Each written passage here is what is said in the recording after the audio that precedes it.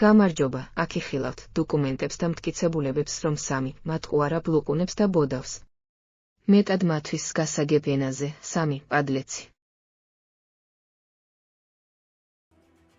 უკვე წლებია ნოდარ მელაძის გამომგონებელი ჟურნალისტები ცდილობენ ბიძინა ივანიშვილის სახელი აბსურდულ ბრალდებებს დაუკავშირონ. თუმცა ამ დრომდე არც ერთი ბრალდების დამადასტურებელი ფაქტი თუ მტკიცებულება ტევ-პირველის მაყურებელს არასოდეს უნახავს. როგორც წესი, ნოდარ მელაძის ფეიქ მედიის სიუჟეტები შედგება ჟურნალისტის ან საამისოდ შერჩეული რესპონდენტის ფანტაზიის ნაყოფისგან და რა თქმა უნდა მძაფრი სატელევიზიო ეფექტებისგან, რომელმაც ფაქტების არარსებობის პირობებში მაყურებელი უნდა დაარწმუნოს გამომგონებელი ჟურნალისტების მიერ მოყოლილ აბსურდში.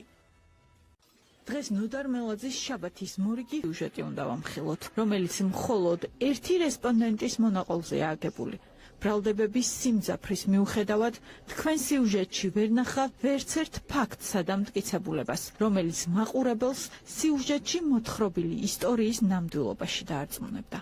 ამ ჟურნალისტურ გამოძიებაში გიყვებით, როგორ ნადირობს ხელისუფლება ამ ყველაზე მომგებიანი ბიზნესის წინებზე. ეგრეთ წოდებული გამომძიებელი ჟურნალისტი 2024 წელს გვეყვება, რომ თითქოს და ცნობილ ბიზნესმენს მამუკა ქუნთელიას აზარტული თამაშების სფეროში ბიზნესი ოთარ ფარცხალაძემ იძულებით დაათმობინა. ჟურნალისტის თქმით ამბავი 2016 წელს მოხდა. სინამდვილეში მამუკა ქუნთელია არა ბიზნესმენი, არამედ IT სფეროში მომუშავე პირი იყო, რომელსაც პროგრამული უზრუნველყოფის სანაცვლოდ აზარტული თამაშების კომპანიამ საწარმოს 10% წილი უსასყიდლოდ გადასცა. წილივისგან შეიძინეთ და მე მგონი უსასყიდლოდ გადმოკეცათ ხო რაღაცის სანაცვლოდ, როგორც დიახ, ჩემი პროგრამული წილი შევიძინე. კრისტალბეძია საუბარი. ჩვეულებრივად პარტნიორობდი მანამდე ამ კომპანიასთან ჩემი რესურსით და შემოთავაზება იყო, რომ ჩემი რესურსის სანაცვლოდ მივიღებდი, შევიდოდი დამფუძნებლად 10%. რა თანამშრომლობა გქონდათ მანამდე, რისი? ჩემ მომსახურეობას უწევდი პროგრამულს. ეგრეთ წოდებული გამომძიებელი ჟურნალისტი გვეყვება, რომ 2016 წელს კომპანია კრისტალბეთმა მამუკა ქუნთელიას თავიდან მოშორება გადაწყვიტა და საამისოდ რამდენიმე მილიონი შესთავაზა. ბიზნესმენი ყვება, რომ როგორც კი კრისტალბეთს თამაშების გამოყენების უფლება გადასცა, კომპანიამ მისი თავიდან მოშორება გადაწყვიტა. ტევ-პირველი ჟურნალისტის სიუჟეტში ყვება, რომ მას შემდეგ, რაც მამუკა ქუნთელიამ კომპანიიდან გასვლაზე უარი განაცხადა, მას ოთარ ფარცხალაძის სახელი ჩხუამავლები დაუკავშირდნენ და წილის დათმობა მოსთხოვეს. ბიზნესმენი, რომელიც აზარტული თამაშის ბიზნესის წართმევაში ივანიშვილის გარემოცვას ამხელს, ამბობს, რომ მიგზავნილი შუამავალი მას ოთარ ფარცხალაძის სახელით ელაპარაკებოდა. თუმცა ჩვენთან საუბრისას ქუნთელიამ განაცხადა, რომ უთანხმოება მას პარტნიორებთან ჰქონდა და მასთან მოლაპარაკებას არა ფარცხალაძის მიერ მიგზავნილი შუამავლები, არამედ კრისტალბეთის ერთ-ერთი პარტნიორი ლევან ახვლედიანი და სხვა პარტნიორების წარმომადგენლები აწარმოებდნენ. ჩემი ვარაუდით, ვინც დააპროვოცირა ჩემი ესე ვთქვათ ეს ფინანსური გენოციდი, ესე ვთქვათ, არის ლევან ახვლედიანი. ყოველთვის ცდილობდა, რომ ის ყოფილიყო რა, პრიორიტეტი ყოფილიყო მაგის გადაწყვეტილება და მაგის რაღაცა, ესე ვთქვათ, აზრები. ან თქვენი მთავარი პრობლემა დაიწყო თქვენი და პარტნიორების უთანხმოებით. თქვენ დაგეძაბათ პარტნიორებთან უთანხმოება და მათ შემოგთავაზეს დაგეთმოთ წილი, როგორც მივხვდი. ეს ლევანი წავიდა, მე წავედი ფინანსურ პოლიციაში. ლევანი პირდაპირ გამიცხადა, რომ შენ კაპიკს ვეღარ აიღებო. ეს მეორე შეხვედრაზე პირველად შეთანხმებაში არ შეხვედით. მე არ შევედი. ტევ-პირველის ჟურნალისტი გვიყვება, რომ მამუკა ქუნთელიაზე ზეწოლის მოხდენის მიზნით ის ოთარ ფარცხალაძესთან შეხვედრაზე მიიყვანეს. მეტი დრამატიზებისთვის კი რესპონდენტს საქმეში რუსი გენერალი შემოჰყავს, რომელიც თითქოს ფარცხალაძესთან შეხვედრაზე იმყოფებოდა. ოთარ ფარცხალაძესთან შესახვედრად კრისტალბეთის 10%-იანი წელის მფლობელი შარტავას 27-თან მიიყვანეს. ავდა სტუმრად ვიღაცა რუსი გენერალი თუმცა მამუკა ქუნთელია ჩვენთან საუბარში ფარცხალაძესთან სტუმრობის ეპიზოდს TV პირველისეული რიხით ვეღარ იხსენებს, რაც ადასტურებს, რომ ეს არც ფარცხალაძე უნახავს და არც რუსი გენერალი. მე ხა გენერალი არ მინახი. რა გითხრათ? გითხრათ უშუალოდ რომ უნდა დაგეთმოთ წილები და ვის სასარგებლოდ უნდა დაგეთმოთ რა გითხრათ? ანუ რა შემოგთავაზებთ? ხო, გადიო რა, წადიო. გაყიდეო რა, წადიო რა. უბრალოდ გაყიდეო თუ ვინმეს მიეციო. აი მაინტერესებს კონკრეტული მითითება იყო მისგან და მოთხოვნა იყო, თუ უბრალოდ გირჩიათ რომ გასულიყო. არა, ხო, ეს მე პროცესში იყო, მანამდეც იყო ამაზე საუბარი. ხა თვითონ ამ პარტნიორებამ, აი ანუ ეს ლევან ახვლედიანმა რო წამოაყენა ეს საკითხი, ჩემი უთანხმოება რომ მიიღო პასუხად და ეხა ეს ერთჯერადი არ იყო რა, რაღაცა პირველ შეხვედრაზე ვერ მოვილაპარაკეთ, მე რაღაცა მეორე შეხვედრა და ამ მეორე შეხვედრაზეც დაისვა ეს საკითხი ის და მოკლედ ეს ლევანი მთავაზობდა, ეს ლევანის ის იყო თვითონ კონცეფცია, რომ მე მიმეცა ეს წილი მაგათვის მიმეყიდა და წავსულიყავ ის წამართვის ყველაფერი ოქროყანაში მიწა, ეს არ ამოჭრა ძალიან, თუ ძალიან იმიტომ ძალიან არა, წამართვა ანუ შეეწირა ამ იმას თორე დავინახავ. თავს არიდებთ ხმას. არა, თქვენ არა, უბრალოდ ეხლა მე ცოტა ხო უკაცრავად უბრალოდ ეს გადავედი. როგორც TV პირველის ჟურნალისტი გვიყვება 2016 წელს დაწყებული ზეწოლის გამო 2019 წელს მამუკა ქუნთელია იძულებული გახდა თავი დამარცხებულად გამოეცხადებინა.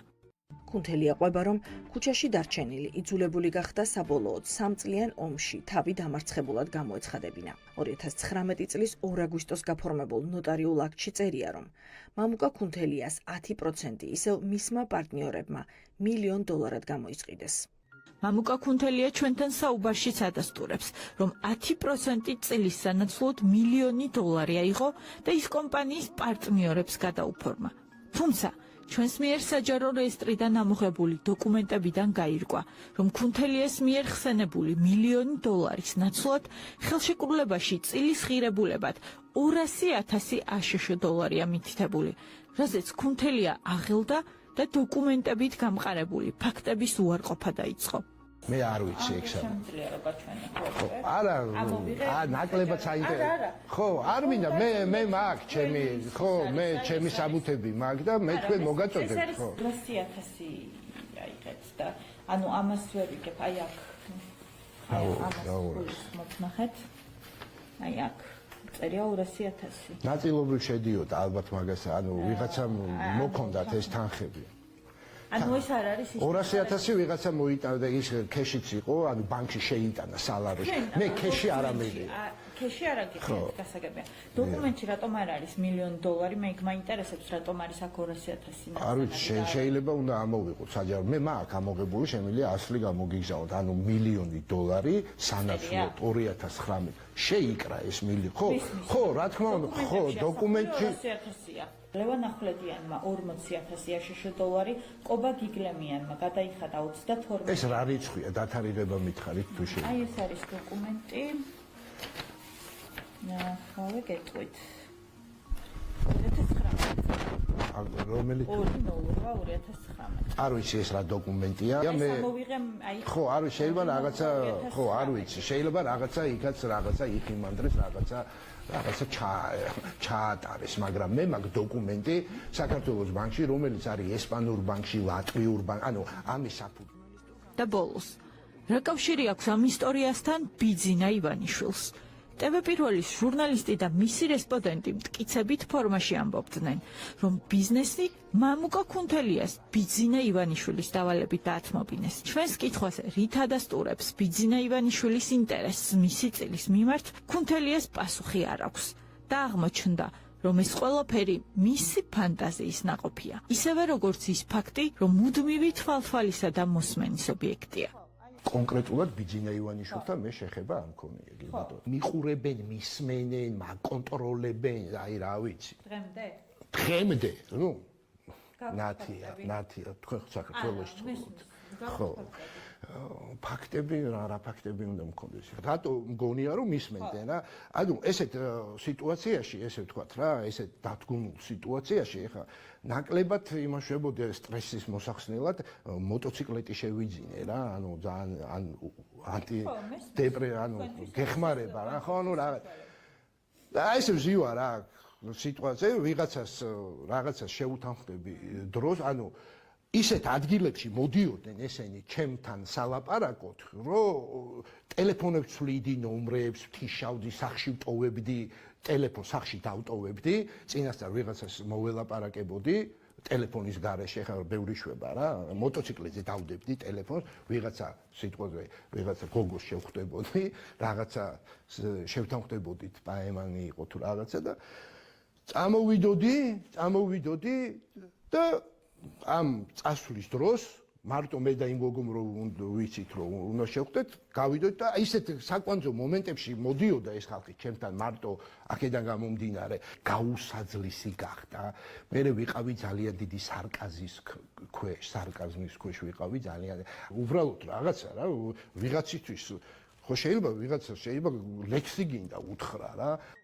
როგორც ჩანს, ხმაურიანი სახელების და გვარების ხსენება ერთგვარი შანტაჟის მეთოდია ყოფილი პარტნიორების მიმართ. როგორც თვითონ ჩვენთან საუბრისას ამბობს, მისი პარტნიორების გვარებისგან განსხვავებით, ადამიანები ამ ცნობილი სახელებით და გვარებით უფრო დაინტერესდებიან. ალბათ ეს არის მიზეზი იმისა, რომ 2024 წელს ალაპარაკდა 2019 წელს გაყიდულ წილზე. როგორც ჩანს, წილის გასხვისების შემდეგ მადა გაეხსნა და ყოფილი პარტნიორებისგან მეტი თანხების მიღების მიზნით შანტაჟის გზას დაადგა. მისი მხრიდან მილიონების ხსენებაც სწორედ ამას ემსახურება. ამ გზაზე კი ის არ ერიდება საქმესთან კავშირში არ მყოფი გვარების ხსენებას. გამოიკვეთა ცნობადი სახეები, როგორც არის ფარცხალაძე გახარია, უცრავად ლევან კაკავა და ასე შემდეგ საზოგადოებავის ახლა ლევან ახვლედიან საზოგადოება ნაკლებად ისნობს როგორც მე, ხო? ახლა მე არა ვარ ისეთი პოპულარული სახე, რო ესე. ანუ там ქრონოლოგიაში მთლიანად ამ თემაში ეს სახელი თორე არანაკლები ღვაწლი აქვს ამ რაღაც საშინელებაში ამ ლევან ახვლედიანს და კიდე არიან იქ ხო პიროვნებები რომელსაც საზოგადოება არის უბრალოდ რა თქმა უნდა მაღალი აქცენტი აქვს სახელმწიფო მოხელეებს და ნორმალურიც არის, ლოგიკურიც არის, რომ ხალხს მამუკა და ლევან ახვლედიანი ნაკლებად აინტერესებს, ხალხს აინტერესებს და საზოგადოებას აინტერესებს, ქვეყანა ვისაც აბარია. როგორც ხედავთ TV პირველის ჟურნალისტის დახმარების გარეშე, მამუკა ქუნთელია პოსტივის კამერასთან ისტორიას სულ სხვაგვარად ყვება. ინტერვიუს დროს რესპონდენტს აშკარად ეტყობა, რომ ნოდარ მელაძესთან რეპეტიციის გარეშე შეთხზული ისტორიის გამეორებას ვერ ახერხებს და გზადაგზა ამბების მოგონება უწევს. ასე ხდება, როდესაც TV პირველს ტყუილების მანქანა უბლოკდება და პოსტივი მათ უკვე მათივე რესპონდენტის მეშვეობით ამხელს. გამარჯობა, აქ იხილავთ დოკუმენტებს და მტკიცებულებებს, რომ სამი მატყუარა ბლოკუნებს და ბოდავს. მეტად მათვის გასაგებ ენაზე, სამი პადლეცი.